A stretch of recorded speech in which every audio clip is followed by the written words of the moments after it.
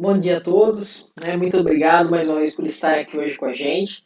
E vamos começar então o evento com a minha palestra, que vai ser sobre ataxia vezes claudicação. Né? A ideia dessa palestra surgiu de uma dificuldade realmente de examinar animais, normalmente animais com claudicações de membros pélvicos, então pélvicos difíceis, né? Grau sutil, que se confundem muito.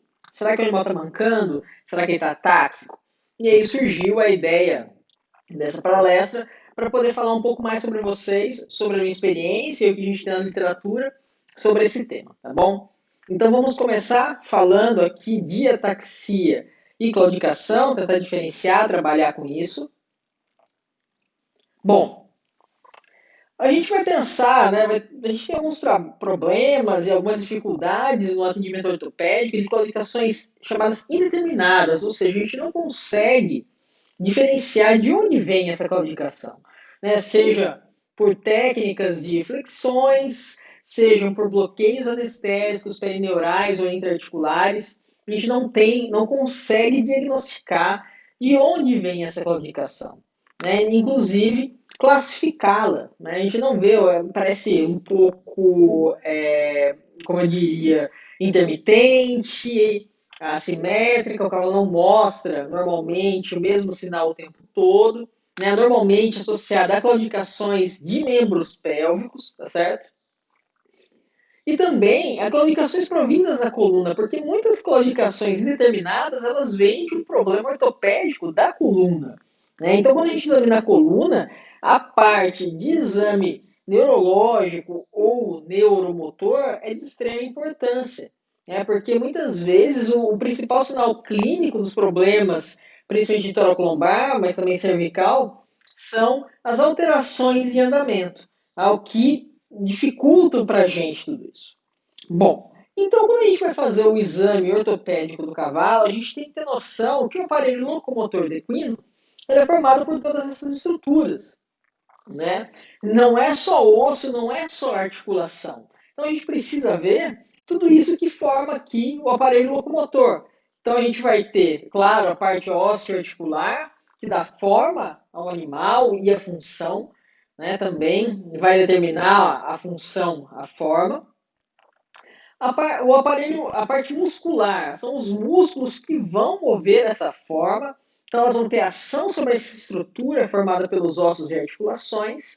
E o sistema nervoso central, que vai controlar tudo isso. Né? O músculo, tanto o músculo quanto os ossos não, e articulações não fazem nada sozinhos. Eles precisam do comando do sistema nervoso central. E todas essas partes, né, do aparelho locomotor, elas vão trabalhar em conjunto, né, e vão fazer dentro desse sistema com que haja uma interação entre essas partes. Então, sendo o sistema nervoso central controle, e a parte ativa, que é o sistema muscular, e a parte passiva do aparelho locomotor, ossos e articulações, que vão se conversar para que o cavalo se movimente da maneira correta se movimente da maneira correta. Então é muito importante que haja uma conversa e qualquer alteração nesse ciclo, qualquer alteração nessa conversa, nesse feedback entre uma região e outra, vai ocasionar um déficit de andamento, que pode ser osteoarticular, pode ser muscular e pode ser proveniente do sistema nervoso também. Então, quando a gente pensa no movimento e na postura, a gente precisa dessa interação entre esses elementos. Né? Então, precisa ter funcionalidade, integração e interação entre esses elementos do aparelho locomotor. Sendo que a parte do sistema nervoso central ela é responsável pela geração de um padrão, então tem que ter um padrão de movimento, ela gera esse padrão. A inervação motora, né, tanto dos ossos e articulações como dos grupos musculares, e também pela própria execução. Então a gente vê a grande importância que o sistema nervoso central tem na locomoção. Mesmo nos animais que claudicam, nós vamos ter um componente nervoso. Né? E aí, quando a gente pensa, fala diretamente em ataxia, né, a gente pode dividi-la em dois grandes grupos, né, as ataxias ortopédicas e as ataxias neurológicas. Quando a gente pensa em ortopédica, as causas ortopédicas e a ataxia, a gente vai ter a mielopatia cervical estenótica, né, o WOBA, que vai ser uma disfunção, um desalinhamento ósseo, uma malformação óssea causando compressão medular. A proliferação dos processos reticulares cervicais, e aí a gente entra numa lesão efetivamente ortopédica que também comprimir, vai comprimir a medula, tem o potencial de comprimir.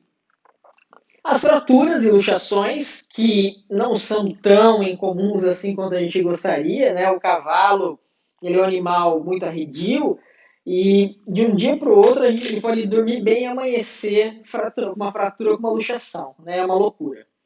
E a gente tem também as causas neurológicas. E aí a gente vai ter a mieloencefalite protozoária equina, EPM, né? Normalmente é o agente mais incriminado de todos, herpes vírus e doença de neurônio motor inferior. Hoje a gente vai falar basicamente das lesões ortopédicas que vão causar déficits menores e se confundem mais comumente, né, com os problemas de claudicação. E a gente vai atrás, que a gente vai buscar principalmente falar sobre as ataxias leves de membros pélvicos de grau 1, né? Porque a gente só vai ter grau 1 leve de membros pélvicos isoladamente. Quando a gente tem de torácicos, se a gente tem um grau 1 de torácico, muitas vezes a gente vai ter o grau 2 do pélvico. Então a gente vai buscar ataxias leves de grau 1 de membros pélvicos, que são as que mais se confundem com claudicação. Então aqui um exemplo. A gente tem esse exemplo aqui, esse animal está claudicando ou está atáxico. A gente vê que ele tem um déficit de locomoção, tem uma assimetria, né, nos membros pélvicos, e fica a pergunta, né, claudicação ou ataxia? A gente vai ver mais desse potro aqui mais para frente em alguns outros slides. Ele aqui novamente em círculo. Então, né, o potro nem sempre é tão fácil de examinar. A gente tem aqui a movimentação dele. E aí, o que vocês acham, né? Atáxico ou claudicante? E quando a gente vai suspeitar ou quando vai valer a pena fazer um exame mais aprofundado do sistema nervoso central? Quando a gente está examinando um cavalo claudicante? Bom, quando nós tivermos claudicações indeterminadas, né, ou claudicações intermitentes e variáveis, onde o padrão de movimento varia durante o exame. Então, nós vamos sempre buscar aprofundar nesses casos desses animais. E para começar, então a gente sempre começa por um ponto, é importantíssimo o histórico do animal. Então a gente precisa, normalmente o histórico são claudicações ou déficits de andamento nos membros pélvicos, normalmente dos membros pélvicos. Outra queixa comum é a queda de performance, óbvio, se o animal ele não está tanto claudicante quanto atáxico.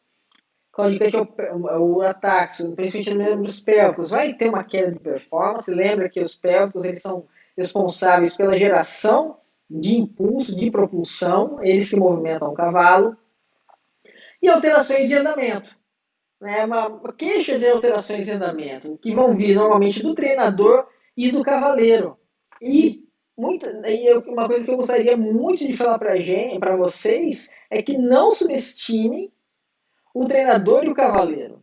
O que a gente consegue, se a gente traçar aqui uma linha, né, do que nós conseguimos ver, a nossa percepção, né, deixa eu sair daqui da imagem, só um minutinho aqui, eu vou sair aqui da imagem. Se a gente estiver mostrando aqui a percepção que a gente tem durante o nosso exame, de 1 hora, olhando o cavalo, 2 horas, que seja, nem se compara com a percepção que o cavaleiro tem. Então não tem como comparar as percepções. O cavaleiro, ele está todo dia com o cavalo. Então ele vai muitas vezes falar de alterações de andamento, de sensação do que ele está sentindo montado e que talvez a gente não veja no primeiro exame, no exame tradicional. Então vale a pena se aprofundar nesses casos. E isso é muito verdadeiro para a coluna também. Né? Muitas vezes, uma alteração, a dor e rigidez na coluna vai causar um déficit de andamento que, quando o cavalo não está montado, ou se ele não faz manobras específicas, ele não consegue mostrar, mas ele consegue apenas ser sentido. E também a gente precisa saber o histórico de traumas desse animal. Tá? O trauma no cavalo, como eu disse, sempre muito importante. E aí a gente vai passar por um exame em si, né, onde a gente vai avaliar o animal parado e em movimento. Né? No exame estático, a gente vai avaliar postura, atrofias musculares e vamos fazer alguns testes de ajuste. Na postura, né, quando a gente tem um paciente ortopédico, normalmente ele tem uma postura uniforme e consistente, então se ele tem dor, ele evita o apoio de um membro no chão, sempre vai ser aquele membro que ele vai deixar de apoiar. Sempre vai ser o mesmo padrão. Então, mesmo que a gente movimente o cavalo, ande, recue, ele vai voltar e ele vai proteger aquele mesmo membro, né, uma postura antiálgica. Quando há uma claudicação de mais de um membro, a gente vai ter alternância de apoio, pode acontecer, e isso para os torácicos acontece, por exemplo, na laminite, né? A gente atende aqui em Viçosa alguns casos crônicos de laminite que não são característicos, né? Mas vem com uma claudicação grau 1 de membros torácicos, e isso pode também acontecer. E como eu disse, sempre que nós tiramos o animal da sua posição, da inércia, né, de movimento do cavalo, ele tende a voltar à mesma posição. Já o cavalo com déficits neurológicos, né, ele vai ter uma variação no posicionamento dos membros, então ele pode descansar um ou outro, é, ele pode, após alguma manobra, apoiar de maneira diferente ou permanecer numa posição que não é comum, né? E muitos cavalos vão ter uma posição anormal, um posicionamento anormal nos membros por causa da perda da propriocepção. Né? E um dos principais posicionamentos que a gente vai ver, das principais posturas, são os apoios abertos dos membros. Né? Membros pélvicos e membros torácicos, que aumenta a superfície dele de contato com o solo, reduzindo a instabilidade que ele tem. Então, aqui é um exemplo, né? Nós temos um cavalo aqui, a gente consegue ver a diferença de apoio, né? Distância de apoio entre os membros torácicos e os membros pélvicos. Então, a gente vê que o membro pélvico está numa posição muito mais distante um membro pélvico do outro. Aqui um outro exemplo dos membros torácicos, né? Esse aqui normalmente em graus de ataxia maiores, a gente vai ver. Então, os membros torácicos desalinhados e com uma postura, né, com um posicionamento mais aberto que os pélvicos, comparando aqui a mesma coisa, a abertura dos membros torácicos em relação aos pélvicos, bem diferente. Além disso, nós vamos buscar também atrofias musculares, é muito importante, e aí a gente vai ter que diferenciar se é uma atrofia por desuso, né, mais difícil em claudicações leves a gente ter essa atrofia por desuso, né, ou se ela é devido a lesões neurológicas, muitas vezes devido a lesões neurológicas. Né. A gente, nessa parte, é muito importante a gente saber examinar muito bem, porque as afecções de coluna, as lesões de coluna, elas causam uma atrofia, não só consistente, mas uma atrofia importante na maior parte dos cavalos. Então, é importante a gente saber também a causa dessa atrofia. E quando ela for neurogênica, é importante a gente ver se ela é central ou periférica, porque a atrofia ela pode vir tanto da lesão medular, por exemplo, EPM, uma lesão central, causando atrofia generalizada no cavalo, ou ela pode ser devida à compressão de nervos periféricos. Isso acontece com certa frequência nos cavalos, né? As claudicações neurogênicas devido a lesões dos nervos periféricos, principalmente no plexo braquial e lombosacro, que eu vou falar um pouco mais para frente também disso, tá certo? Então, aqui mostrando o cavalo, né, olhando ele de vários posicionamentos. Então aqui a gente tem de costas para ver principalmente glúteos, né, a região de glúteos e pelve é uma região passível de ter atrofia. De frente, olhando a musculatura de ombro, peitorais, e cintura escapular e cervical. Lateral, mesma coisa, né, escala tentar-sudorese localizada. E uma visão geral do animal, comparando sempre um lado com o outro. Aqui alguns exemplos de atrofia que a gente consegue ver nos membros torácicos. A gente tem um animal aqui à direita com lesão, que tem lesão neurológica, e um animal com lesão ortopédica na região da escápula humeral. Então a gente consegue ver aqui a atrofia de peitoral do lado afetado, tanto na ortopédica, como uma atrofia de peitoral até mais discreta do que do ortopédico, do lado afetado também da lesão neurológica. Aqui outro exemplo, as atrofias de glúteos não são incomuns, né? Tanto em lesões de nervos periféricos, no caso desse cavalo, como nas lesões ortopédicas, no caso desse cavalo, a gente vai ter atrofia, né? Esses músculos da pelve atrofiam com maior facilidade por desuso, e a gente vê muito isso em animais de salto, animais de adestramento, que utilizam muito a pelve. Além dessas observações, nós vamos fazer alguns testes de ajuste, né, que a gente vai fazer parar abruptamente após recuar ou girar, para ver como o animal volta à posição inicial, que aí também vem naquela parte da postura que eu já falei.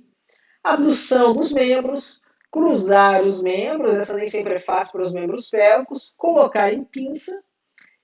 E em cavalos mansos, sempre lembrar que, principalmente colocar em pinça e cruzar, o animal ele tende a aceitar esses movimentos do animal muito manso.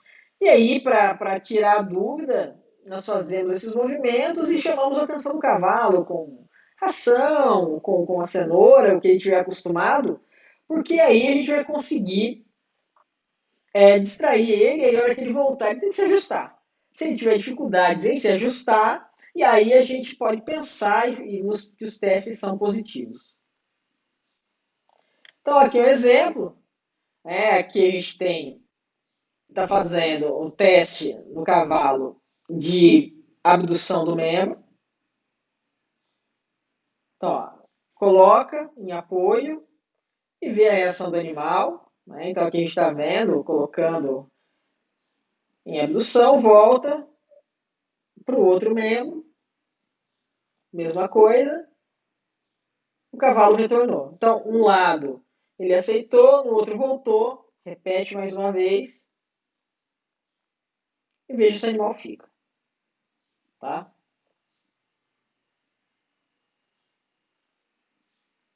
Cruzando também, a gente pode cruzar o membro e ver se o animal aceita ou se ele acerta. Esse cavalo manso, ele demorou um pouquinho, mas acertou. Com os pélvicos, a mesma coisa. Abduz e vê se o animal permanece abduzido de um lado e do outro, com o animal voltando mais rapidamente. E aí a gente pode comparar, é importante até para fazer essa comparação entre um lado e o outro, para ver se são os dois lados afetados ou se tem um lado mais afetado que o outro. Tá? Aqui o teste de pinça, mostrando dois casos. Então, um caso que eu coloco em pinça e o animal perde completamente a base. Aqui um outro, coloca em pinça, da esquerda. A hora que repõe o animal, reposiciona o animal, ele volta normalmente. No animal da direita, a hora que coloca em pinça e tenta ajustar o cavalo, ele perde completamente a mão. E isso é muito interessante, né, esse teste, porque a gente vê, olhando esses dois animais em movimento, o animal da esquerda, ele tem uma ataxia muito mais evidente, muito mais balançado, um movimento muito mais inconsistente, do que o animal da direita, que teve uma pior resposta no teste de propriocepção. Então a gente vê que muitas vezes esses testes, né, não vão refletir o exame em movimento. Então por isso a gente precisa fazer todos os testes. Aqui um outro exemplo, a abdução. De um lado, o animal fica, do outro, a hora que vai colocar, assim que abduz, já volta. E aí mostrando que tem diferenças de um lado para o outro. Né? Então, sempre importante fazer dos dois lados. Aqui um outro exemplo, cruzando a mão, um pouco de dificuldade, alguns animais eles vão ter dificuldade em cruzar, embora esse cavalo ele retorne rapidamente, então aqui está retornando rapidamente, vou colocar, deixa eu apertar o play aqui do vídeo de novo, ele mostra uma desconexão, um desequilíbrio no momento que a gente cruza. Então isso também é importante, ele mostrar desequilíbrio, se mostrar desconfortável com o exame. Então, dentro das técnicas de ajuste também a gente vai ter os testes de estabilidade, eu gosto bastante de fazer. Eu faço muitas vezes esse teste de estabilidade para os casos de lesões de nervos periféricos, que não são incomuns, né, associados aos problemas de coluna. Então, eu vou mostrar aqui para vocês alguns vídeos. É um teste de ajuste. Então, tira uma mão do chão e tenta desestabilizar o outro lado, o membro que está no chão. Vocês conseguem ver a musculatura, né, do membro torácico firme, resistindo, né, esse exame de um lado, faço do outro, mais uma vez, e faço também nos pélvicos. Né? De um lado, você vê que o cavalo ele não apresenta praticamente resistência nenhuma nos pélvicos. Não é fácil, eu não faço uma força enorme a ponto de estabilizar. Então a gente vê que tem uma fraqueza nesses membros pélvicos. Tá? E aí a gente parte para o exame dinâmico. O exame dinâmico nós vamos fazer passo, trote ou marcha e galope, né? Sendo que a gente vai avaliar tanto em círculo quanto em linha reta, então linha reta e círculo, vamos fazer a avaliação desses animais. E a passo, ainda nós vamos fazer alguns testes, né? Ladeira, recuando, passagem sobre obstáculos e tração de cauda. Tanto a tração de cauda a gente pode fazer, inclusive, essa tração de cauda ela pode ser feita tanto com o animal parado, quanto em movimento, que é o mesmo teste que eu fiz empurrando o cavalo. Muitos cavalos não vão deixar pegar a perna e empurrar. O que a gente pode fazer é essa tração de cauda para avaliar a instabilidade e estabilidade de nervo pélvico. Isso tem muito a ver com neurônio motor inferior, ou seja, lesões do neurônio motor inferior que vão causar fraqueza nos membros, tá certo? Então a gente sempre vai trabalhar seguindo esse esquema. Sempre lembrando, esse aqui é um artigo muito interessante mostrando que os animais atáxicos eles mostram muito mais as alterações de andamento a passo do que no trote. E isso já seria um diferencial legal para a gente fazer, porque as claudicações, qual que é a tendência delas? É piorar no trote. Né? E se o cavalo ele fica mais coordenado no trote do que no passo, ou o andamento ele melhora no trote com relação ao passo, então já é um sinal de que pode haver um componente neurológico no déficit de andamento desse animal. Né? Então a ataxia, passo pior que o trote, e claudicação, o trote pior que o galope. Então, aqui mostrando, né, na táxi a gente vai avaliar o movimento, balanço, posicionamento de membros, a gente vê esse cavalo bem estável e irregular na movimentação, principalmente dos membros pélvicos. Então, é muito importante a gente avaliar essa simetria de movimentação, a gente consegue ver diferenças, hipermetrias, né, principalmente aqui a gente consegue ver no pélvico esquerdo, né, no pé que não é branco, diferenças, balanço durante o passo, a movimentação, a ataxia. Tá? E esse aqui, gente? Também passo irregular, movimentação irregular de pelve, ataxia ou claudicação. Tem um boi no fundo aqui. Ataxia ou claudicação. Né? Olha como é irregular. Bom, esse é um caso de claudicação. Né? Ortopédica, um animal que tinha lesões de região lombar e pelve. Então, mostrando que só um exame não é suficiente. Então, um caso ortopédico para mostrar que só os déficits de andamento são insuficientes para a gente fazer um diagnóstico.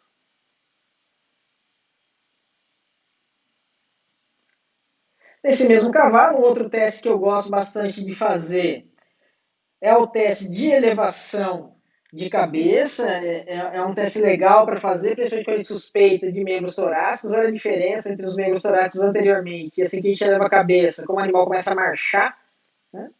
Olha como piora. Esse é um teste importante para a gente avaliar também membros torácicos, a tração de cauda também. O animal ele tem que voltar, não é para a gente fazer com tanta facilidade assim, conseguir deslocar a massa do cavalo com tanta facilidade. Né? Então, se a gente consegue com tanta facilidade assim, deslocar a massa do cavalo, alguma coisa está errada. Né? Aqui já foi, com a cabeça elevada. Aqui um outro exemplo. Um animal tem uma disfunção de andamento, parece principalmente de torácico, mas também de pélvico, uma movimentação normal, né? Não está das melhores. E aí, quando eleva a cabeça, a gente consegue ver a piora evidente, né, na movimentação dos membros torácicos. Então, caminhar com a cabeça elevada, né, é uma prática que eu gosto muito, é fácil, ele vai de um jeito, volta com a cabeça elevada, então a gente consegue fazer isso com uma certa velocidade, com uma certa agilidade. Subir e descer a ladeira, então aqui a gente tem subindo, né, parece uma piora aqui dos pélvicos, esse posicionamento, a marcha, o animal parece relutante, né, abre a base também com os pélvicos durante a subida, e os torácicos, e durante a descida já não piora tanto. Então o animal parece ter uma movimentação melhor na descida do que na subida. Então a gente precisa ver os dois, nem sempre a descida só que piora a ataxia. Né? Aqui é um outro animal subindo, tem um déficit, óbvio, né? Subindo, mas descendo é muito mais evidente a ataxia. Então o exame em morro, subindo e descendo a ladeira, ela nos ajuda muito a identificar as pequenas ataxias. Recuando também. No recuo é importante nós vermos as diagonais. Então aqui a gente vai ver as diagonais. Eu vou voltar até o filme para a gente ver aqui desde o início. Nas diagonais, então a gente consegue ver que ele sempre pisa em diagonal, como se fosse um trote, diagonal, diagonal, diagonal, diagonal. E é isso que a gente precisa observar. Se o animal segue os passos fazendo as diagonais, ele tem que recuar fazendo, pisando diagonal. Como, por exemplo, aqui, torácico direito, pélvico esquerdo, torácico esquerdo, pélvico direito.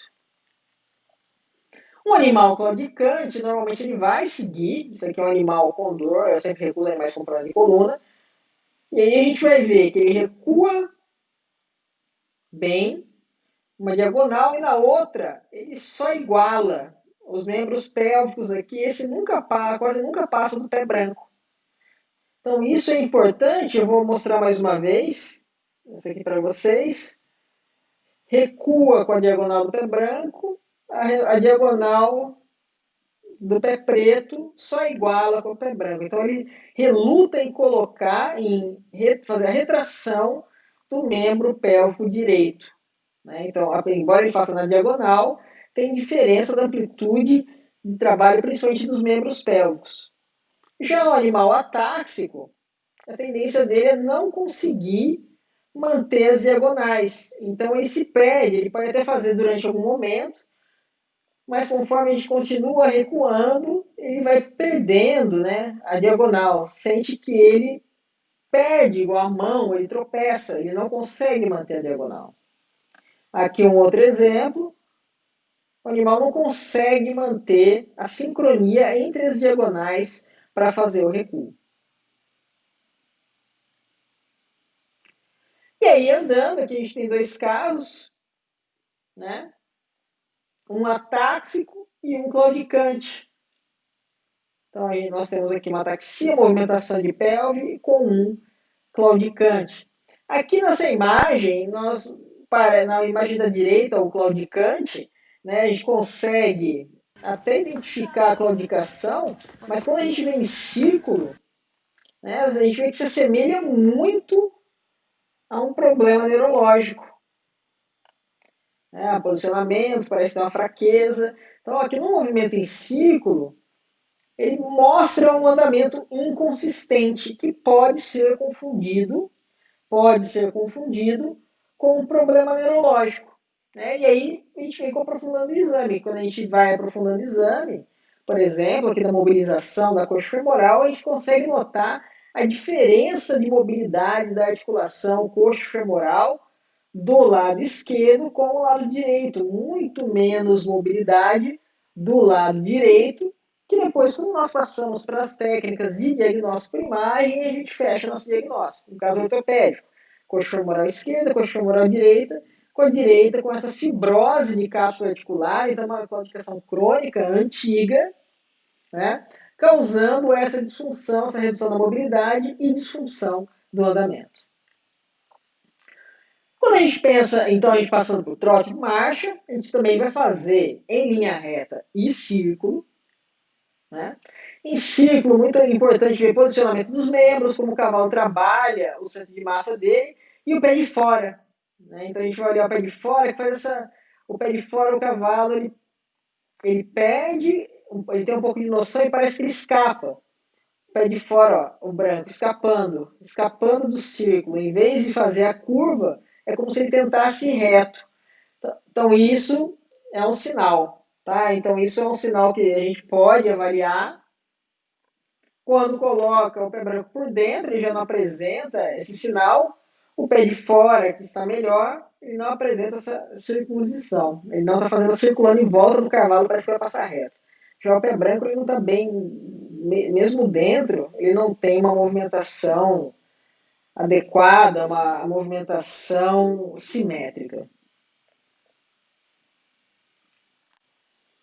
No galope, quando normalmente nesses casos de ataxia leve, nós vamos conseguir galopar o animal, né? Não são ataxias severas, né? A gente vai conseguir galopar o animal e o galope é um andamento bem interessante, a gente sempre vai buscar alterações também do galope.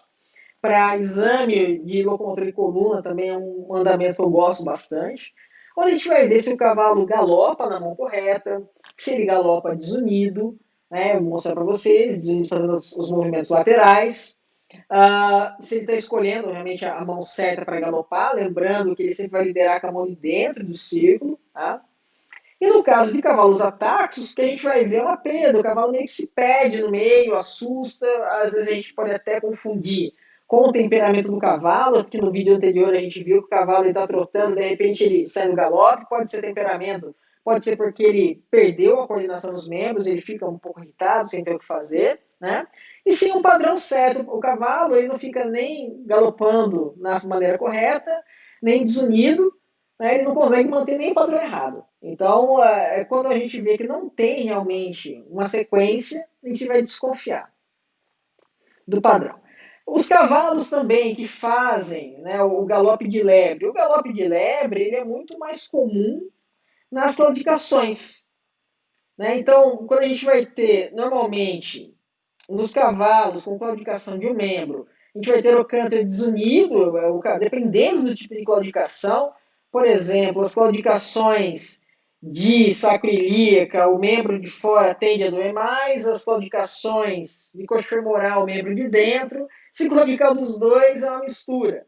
Né? E o galope de lebre, ou bunny hoping, ele é mais comum nos cavalos com claudicação. Então, aqui um exemplo, né? Alguns exemplos dos cavalos. O cavalo galopando na mão correta, só para a gente ter uma ideia do que eu estou falando, com a mão de dentro, então ele faz mão de dentro, a diagonal é com o pé de dentro e mão de fora, e o pé de fora bate sozinho também, né, no galope da mão correta. Então, mais uma vez, quando o cavalo ele muda e entra na mão errada, ele vai fazer o contrário, ele vai galopar, vai liderar com a mão de fora, fazendo a diagonal, mão de dentro e pé de fora, e pisando sozinho, com a mão de fora e o pé de dentro. Então a gente vê isso com frequência em animais claudicantes, tentando proteger, trocar, colocar o galope na mão errada.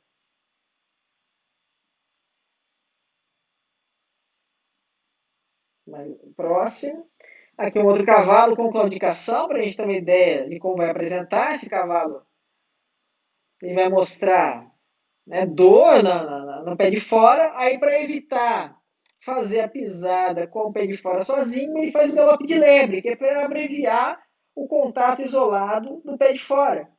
Né? E aí ele faz o galope de lebre. Esse galope de lebre é, né, muito mais comum em problemas de coluna, até de fêmur tibial, fêmur patelar, do que nos problemas de ataxia. Tá? Lembrando, né, que ele vai fazer isso para evitar esse momento, né, que é o pé, quando o pé de fora bate sozinho no chão, apoiando todo o peso do cavalo. Então ele faz o galope de lebre para não ter esse momento. Durante o exercício também, nós podemos avaliar, eu sempre avalio os animais com lesões de coluna, né? Fazendo a atividade física, quase sempre que possível. Né? Normalmente, a gente vai ter queixas e problemas de nos casos de claudicação, com histórico consistente, o animal normalmente ele faz sempre o mesmo problema, então tem um trote encurtado, não entra com alguma mão no salto, falta propulsão, a queixa é sempre a mesma, é consistente no problema.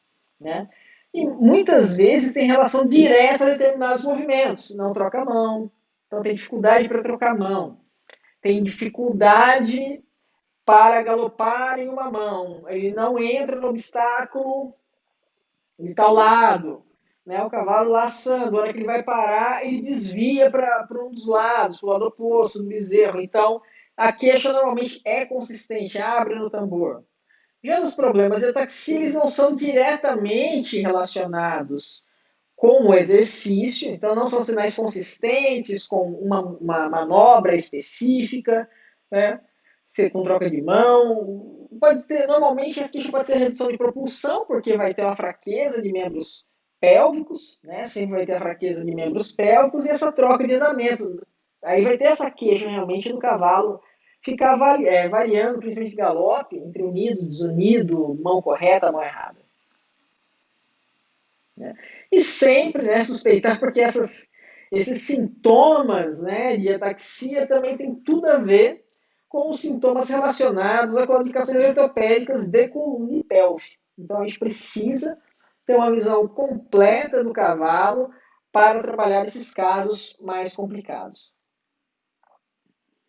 A gente também pode lançar mão de medicações, né? Acontece, a gente precisa fazer a prova dos 9, né?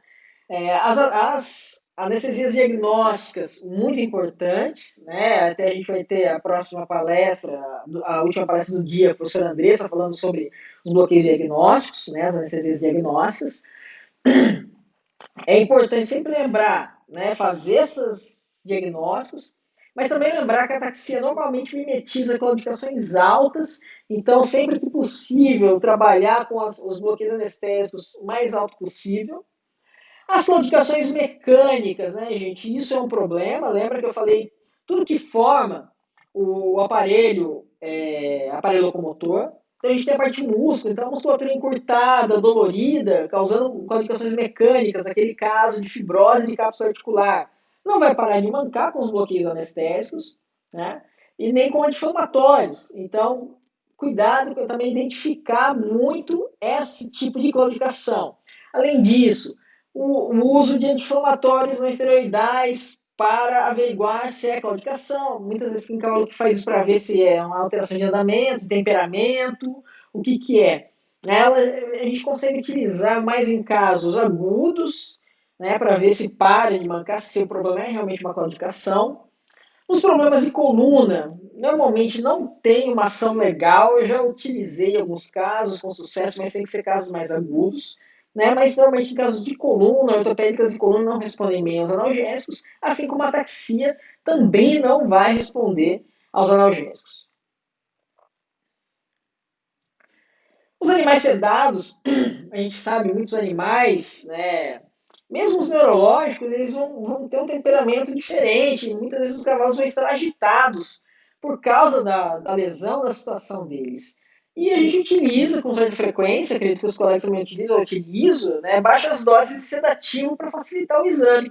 Né? Até nesse estudo aqui mostrou que com a detomidina, né, essa dose de 0,01 daria meio ml para 100 quilos, é bastante, né? Não chego a utilizar essa dose, tá? Da meio ml por canal para examinar de detomidina, mas ela não altera o grau de claudicação, mas altera o padrão de movimento. Então, cuidado no exame dos animais sedados para não confundir com leves ataxias.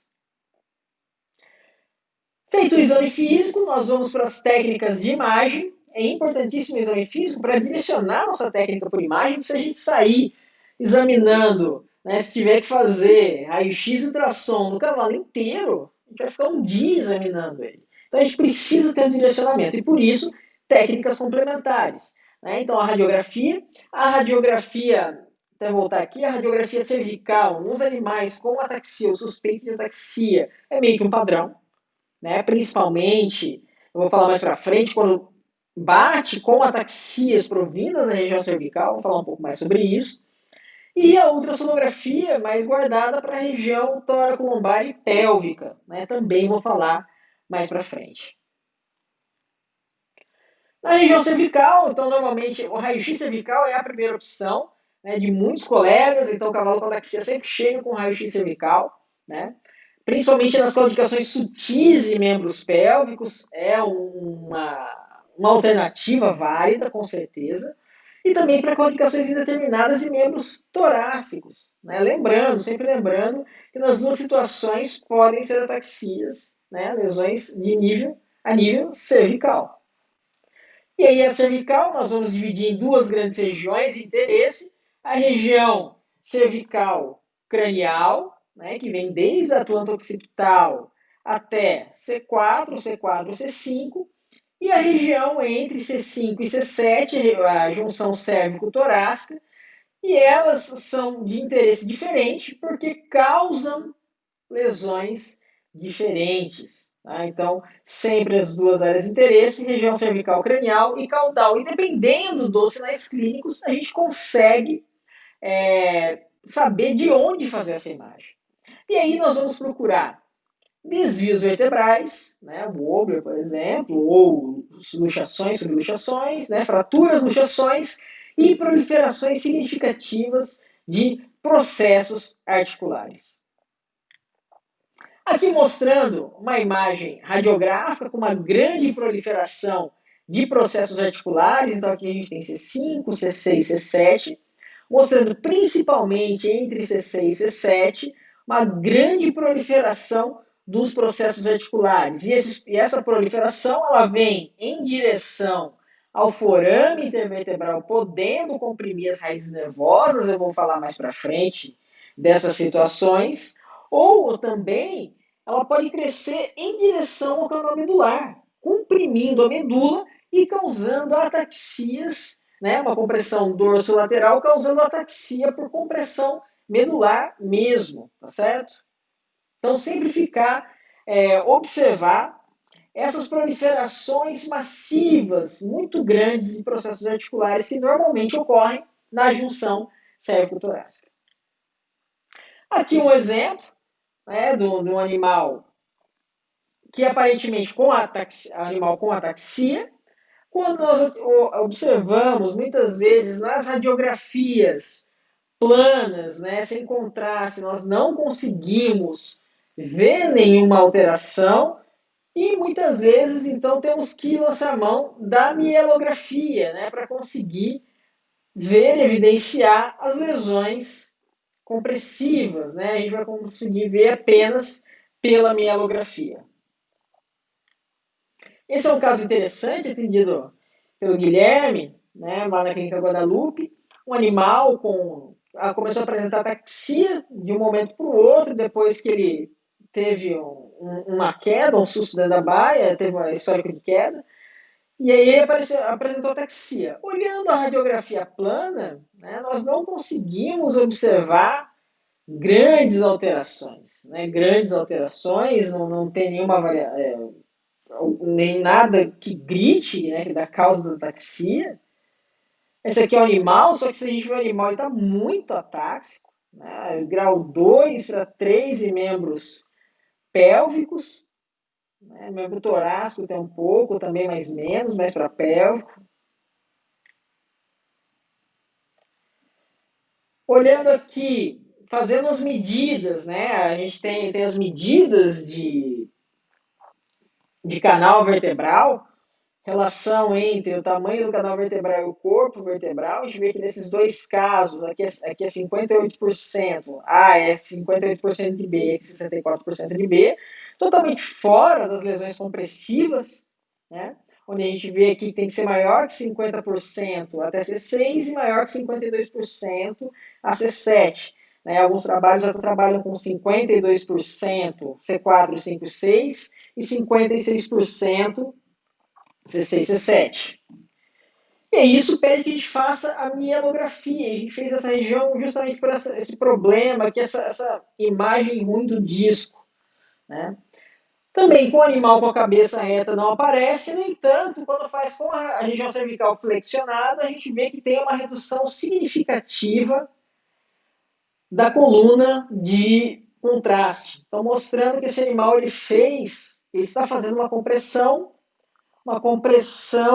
que é móvel, então não é o tempo inteiro, isso não é estática, é dinâmica. Então a importância de fazer todas as imagens para pesquisar. Os casos são muitas vezes difíceis de serem acompanhados e esse animal só conseguiu identificar o ponto de compressão fazendo mielografia com a cervical flexionada. Tá? E aí a gente, para fazer exame de disco, foi esse disco que deu problema? Não dá, né?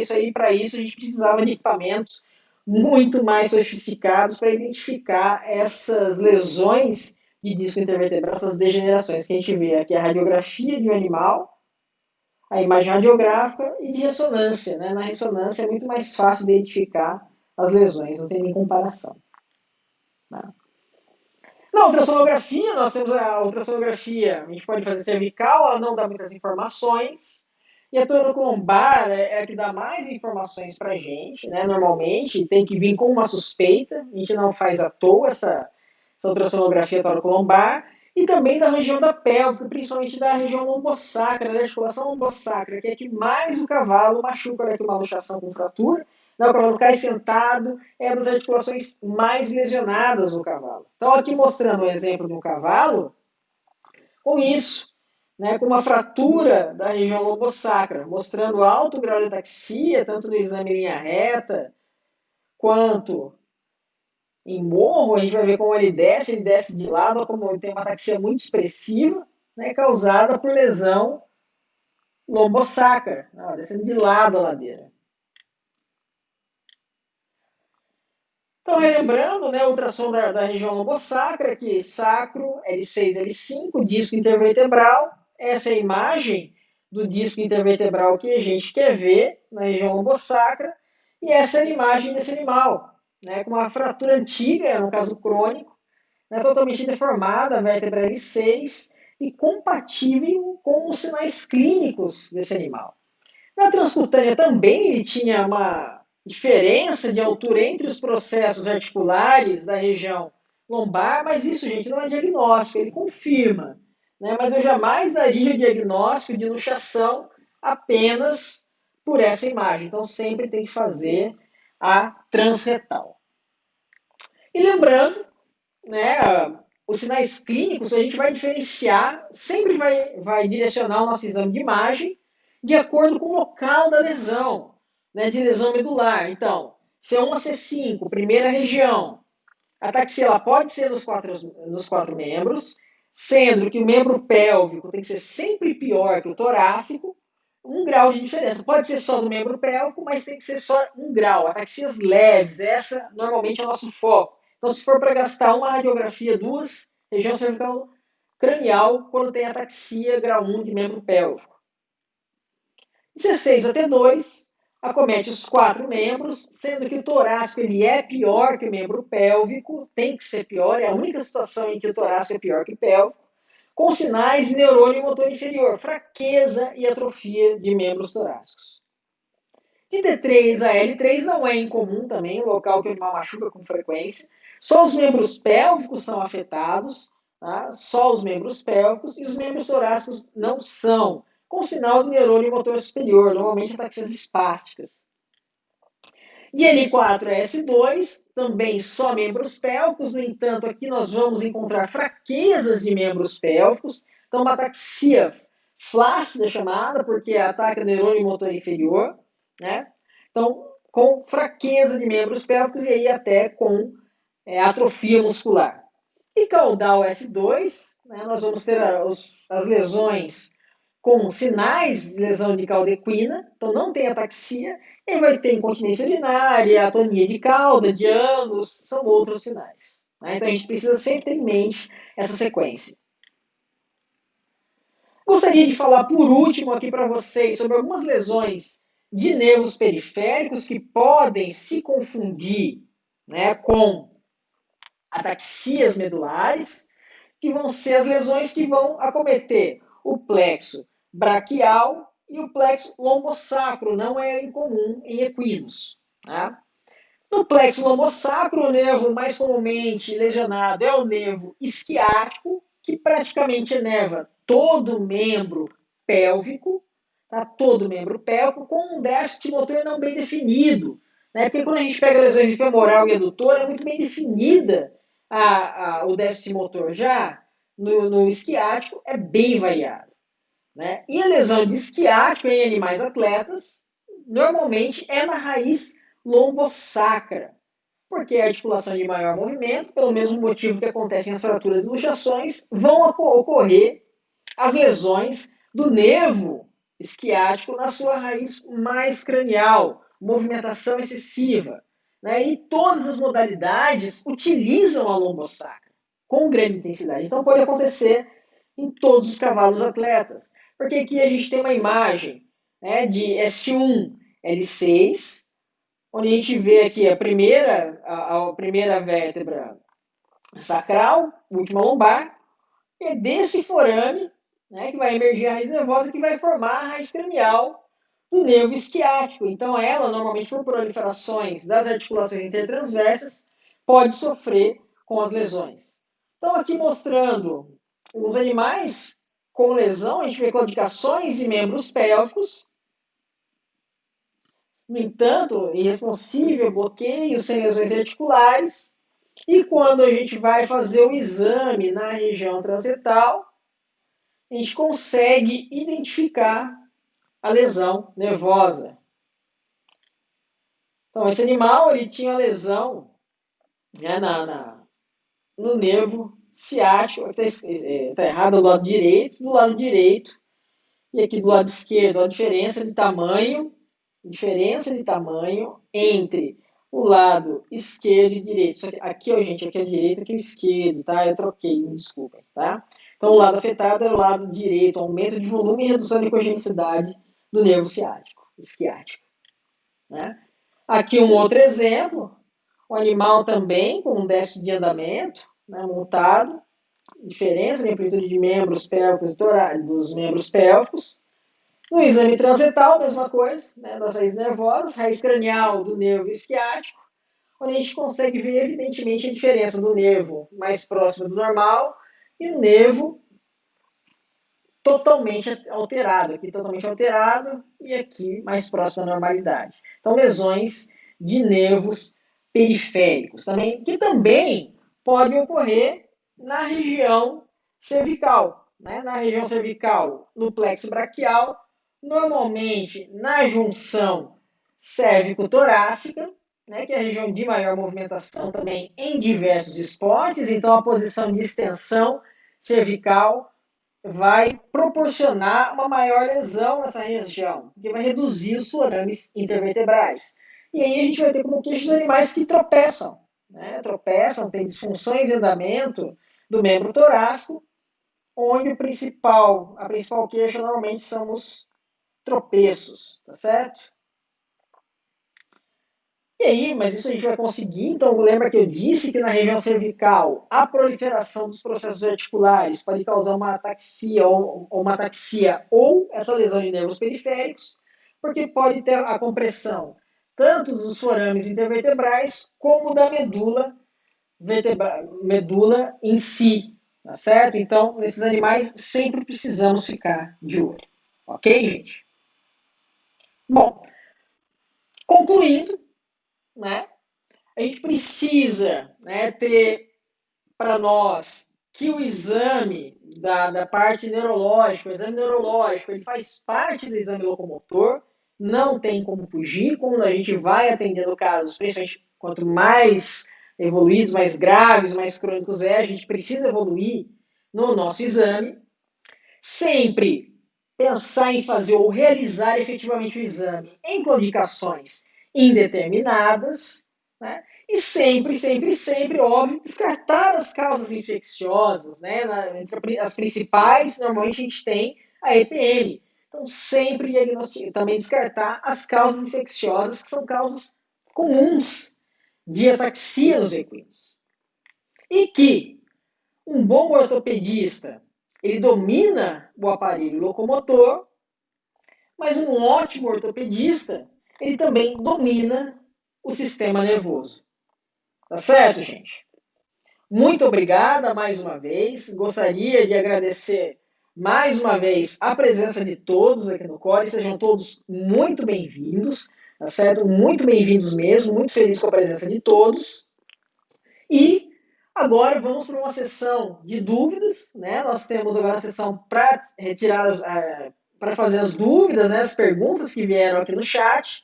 E eu me coloco aqui à disposição então de vocês, tá bom? Muito obrigado mais uma vez e vamos às perguntas.